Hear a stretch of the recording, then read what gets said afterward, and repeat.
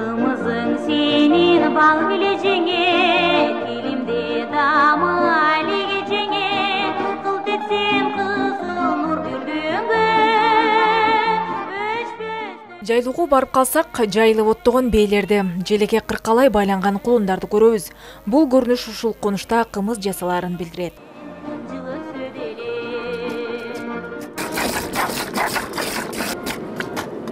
Мындай шартта жалпы эле сүт ичүүнү каалаган эс алуучулар үчүн облусубузда барган сайын ыңгайлуу шарттардын түзүлүп жатканы албетте кубандырат. Жол боюнан орун алган 40 боз үй деп аталган жайдан кымыз ичип даамсыз басаңыз керек. Бияка мен ата-энеме келип жардам берип кетем жылга.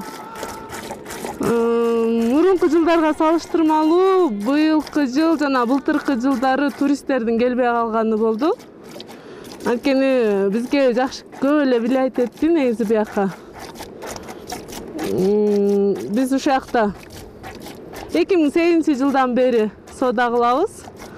Ата-энеме дайыма келип жардам берип, бейс ашып, соода кылышып кетем жылга. Учурда жайдын келиши менен тоо койнуна эс алууга шашылган жарандар арбит эмеспи. Андайда баардык шарты менен курулуп, сизге ыңгайлуу шарттарды түзүп берген ишкерлердин эс алуу жайлары сизди күтөт. Нарын шаарынан анча алыс эмес аралыктагы Тешик деп аталган жайлоого барганыбызда бээ байланып сүт ичүүгө келген жарандарды кезиктирдик. Кыргыздын ушундай ажайып кооз жерлерине суттанып, жараткылыш таза абасына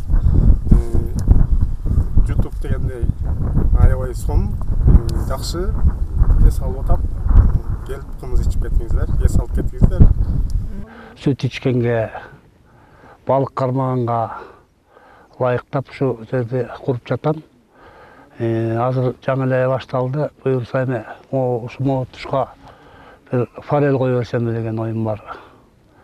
Селкинчек, теннисный площадка, дагы жакшы сонун нерселерди кылайын деп жатам. Баардык шарттарга жараша шарттарын түзөйүн деп ушу ишти жаңы баштадым. Буюрса келип эс алсаңыздар болот. Баардык шарты бар.